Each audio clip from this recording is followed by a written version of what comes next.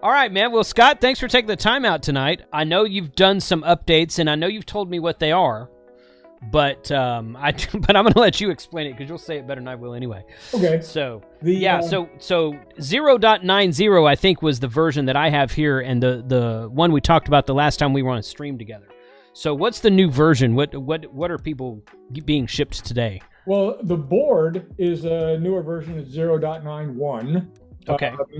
Why I'm sticking with version numbers below 1, I really don't know. Okay. Coming from the computer world, I used a library called OpenSSL that for 15 years had version 0.98. It was like they were afraid to actually declare version 1 at any time. Oh, wow. Okay. It was 98A, 98B, 98C. So it was kind of the same way with my first venture into making these kits. So Okay. I still haven't got the nerve to break that 1.0 version on there. And it's the same thing with the firmware version too. But let me go over, first of all, the board. Yeah. I'll just pull up the image of the board there. Okay. This is the assembled board. When you turn it on, it splashes up there and it shows you what version of firmware you got in there. I'll pull that up again. And it's, in this case, I've got 0.98 firmware running on a 0.91 board. Okay. Primary difference in terms of the physical board from what we had originally is it actually is stereo, because I had some people complain that when they plug a jack in there with plug your little stereo jack in there, it only comes out one ear. So in this case, I actually made the jack compatible with stereo. So you can plug in a stereo headset and you can listen to it that way. Or in the case of my use, I just have this little speaker that I plugged in there, which I've got set underneath the microphone so you can hear the chirping. And in addition to that, I've added a little volume control off here on the side. It's a little thumb wheel. When Chris had contacted me about building a 3D case, I immediately said, well, let me make sure that the thumb wheel hangs off the end of the board so you'll be able to actually use the 3D case and be able to adjust the volume control on the outside. Gotcha. What I actually should have done is probably move the plugs to the sides as well, and maybe even the switch to the side so that it's a little bit easier to access. But I wasn't thinking that far ahead, and I was almost done with the second board layout before he approached me on that. So the primary changes on that are the addition of the volume control and support for stereo. And the manufacturer of the little Schmidt trigger inverter that I used to generate the oscillator, they became unavailable. I had to replace it with a different supplier. It's not a big problem, except that the thresholds on them are different. So it actually squeals at about 1 kilohertz tone instead of what it used to do was about 400 hertz tone. So those are effectively all the changes that we had physically to the layout of the board. Okay. Good.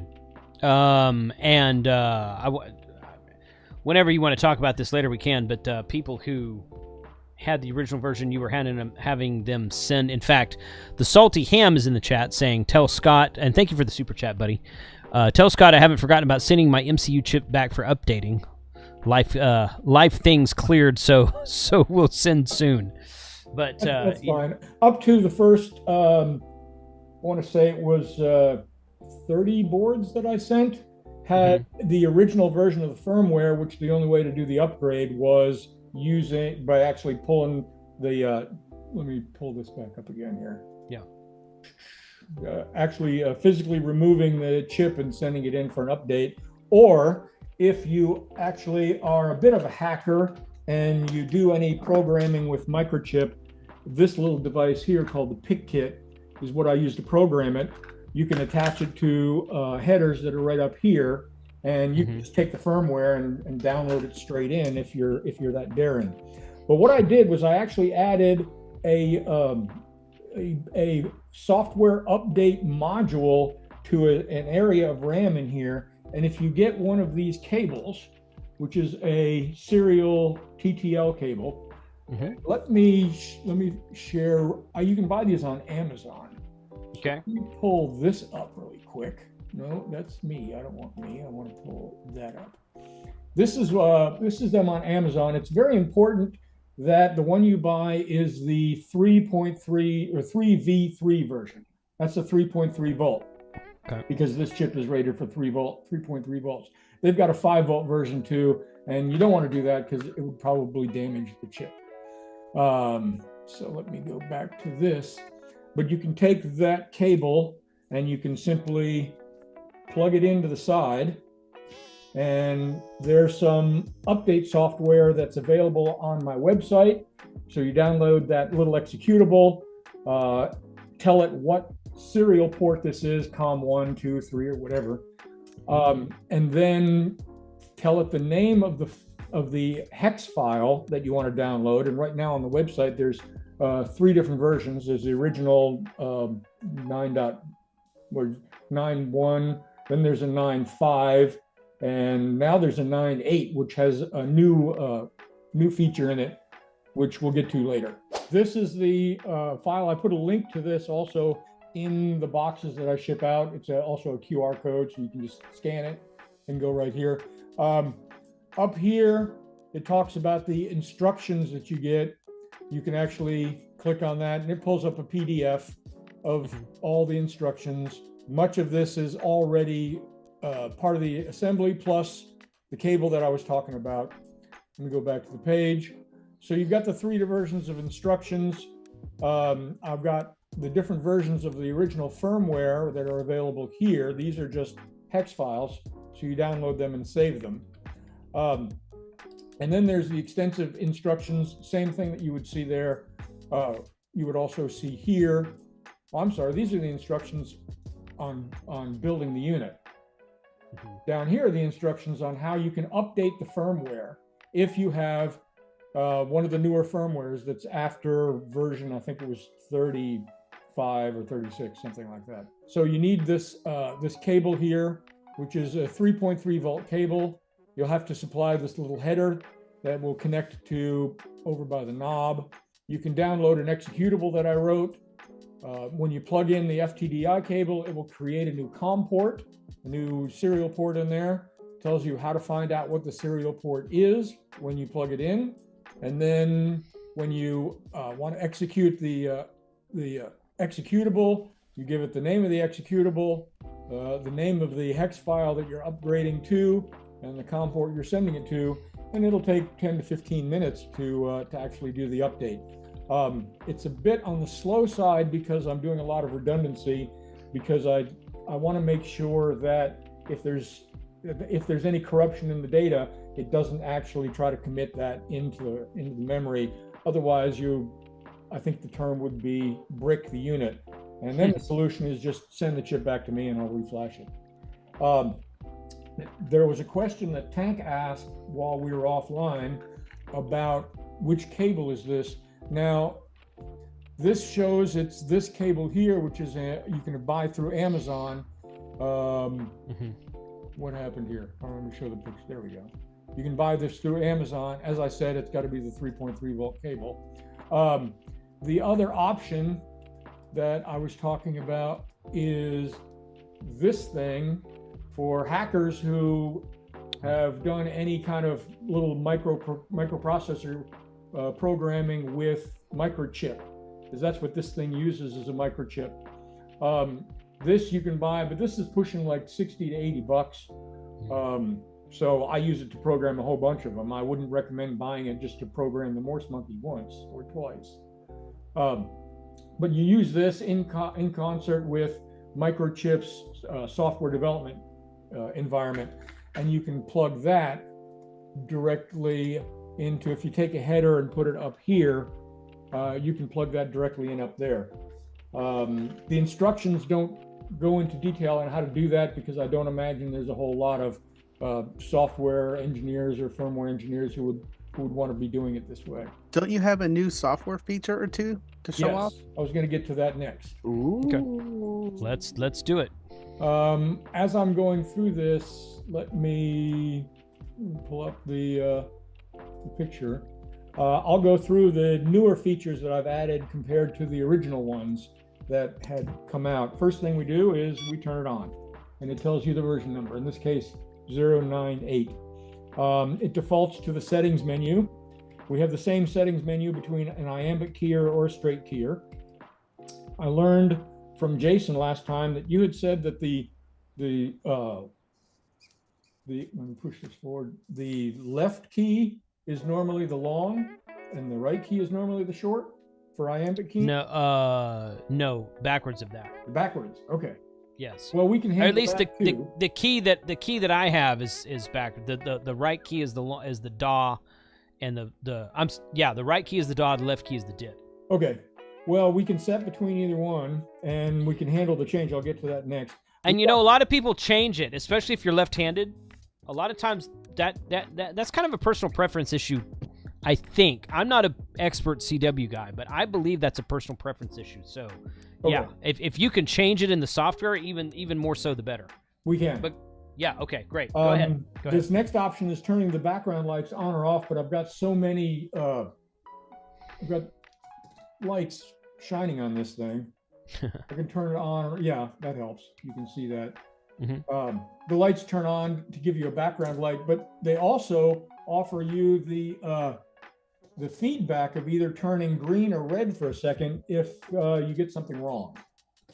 So let me see if I can adjust my desk lights here and get a little bit of lighting on that screen again. Okay. Well, moving on. The next setting is the words per minute, which is you have an option of 18, 10, or 5. Go back to the 10 is where it usually defaults to. When you're doing iambic keying, obviously it really doesn't make any difference. I'm watching the chat for a question. Oh, that's I'm just putting that up there for everybody else. Okay. You're fine. When you're doing iambic keying, obviously it doesn't make any difference in terms of how long you're holding the paddle down because it does it for you. But it uses the words per minute to determine how much of a gap it needs to wait before it decides you're done keying a letter and then moves on from there. Mm-hmm. The other setting now is a side tone, which somebody was asking about when I first came out with this, and that was whether or not it plays what you key. Mm-hmm. Because it will play things for you that you need to write down or copy.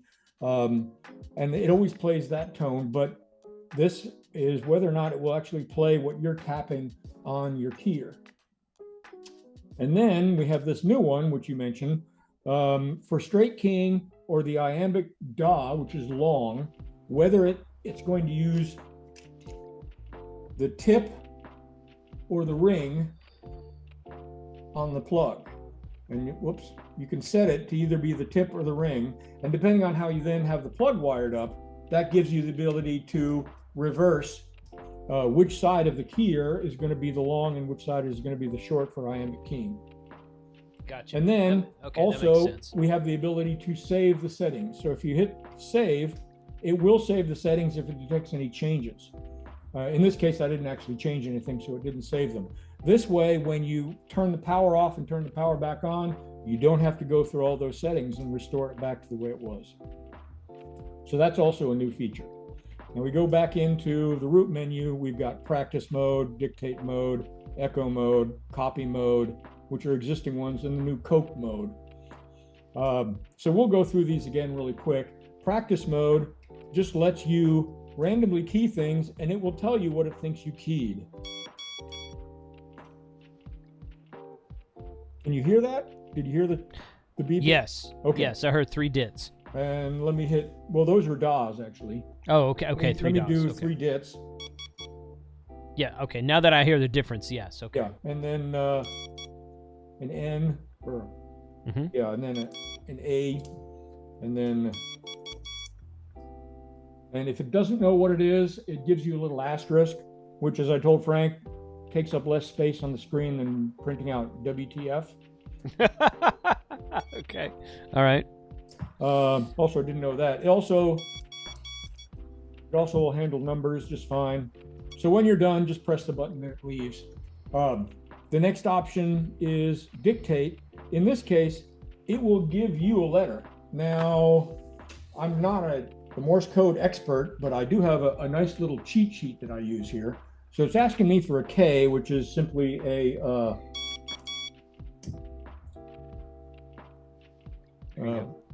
long, short, long, and it tells you whether or not you got it correct. Then it's asking for a W.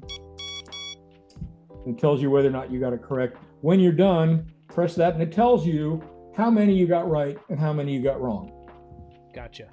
And then press it again, and you're back to the root menu again. The next one is echo. In this case, it's going to play something, not tell you what it is, and your job is simply to repeat it. So it will play it,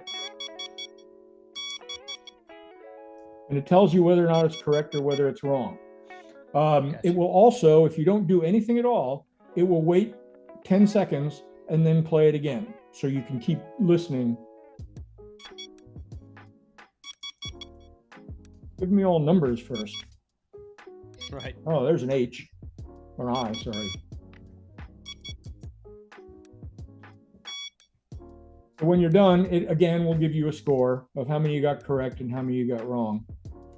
The next one is the one copy. This one, you don't use the keyer. Get out a some kind of trusty little notepad,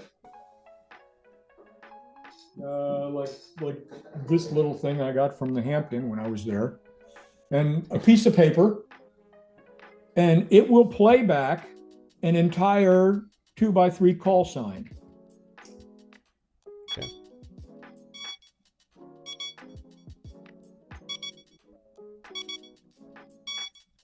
And the idea is for you to listen to it, write it down, and it will replay it every 10 seconds again, like the Echo does.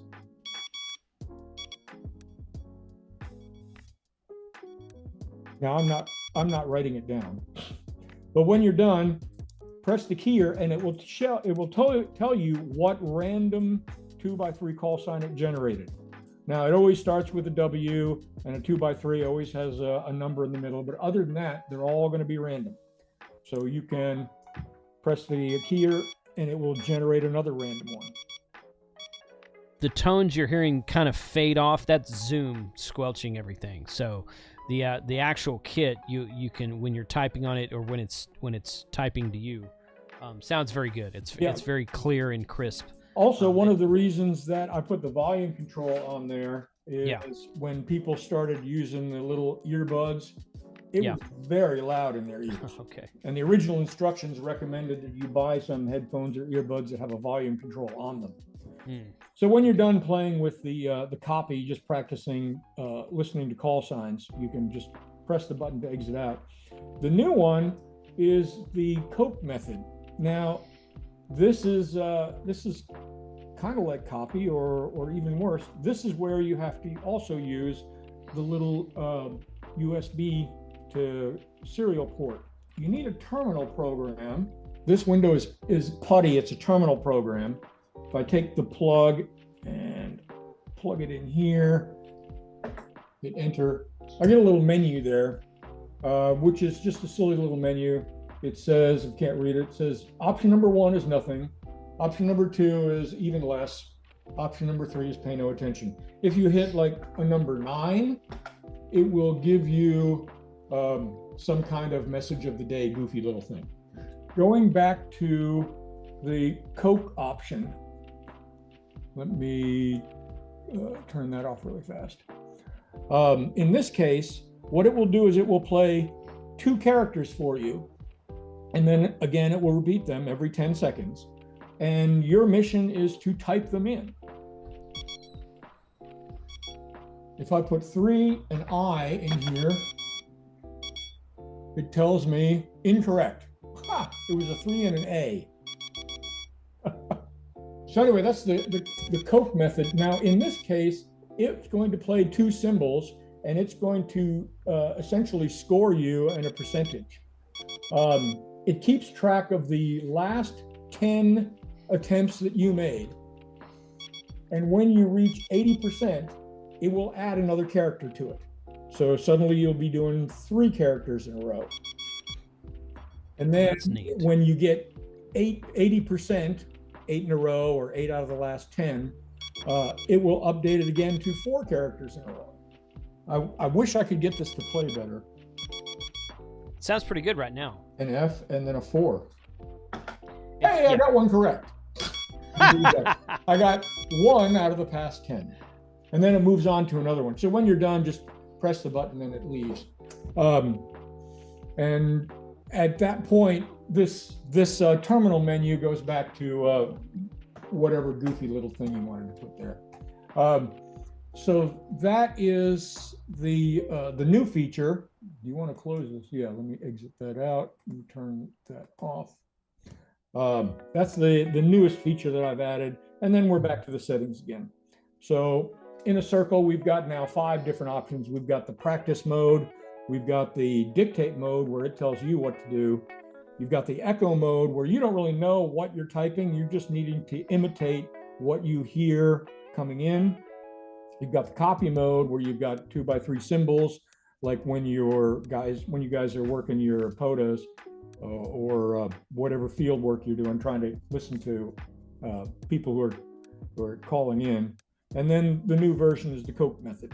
I would like to know, folks who have bought the previous version that might want the newer version, what is your suggestion for that? Do they need to buy another version, or are you doing upgrades, or how is that working? Well, the chip will work, and most of the other parts will still work on the newer version. There's a few additional parts because it handles stereo.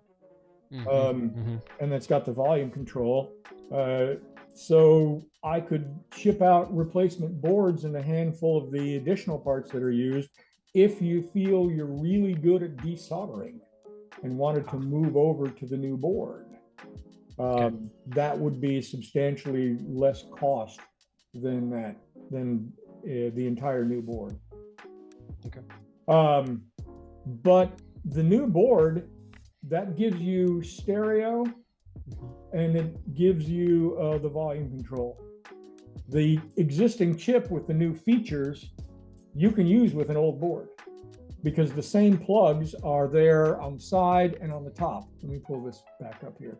The same plugs are available on the side and on the top, and they function the exact same way that they do on the new boards as they do on the old. Okay.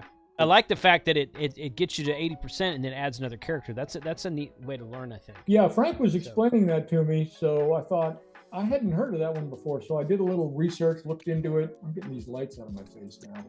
Yeah. Looked into it, and I thought this wouldn't be too bad. It wouldn't be too hard to do.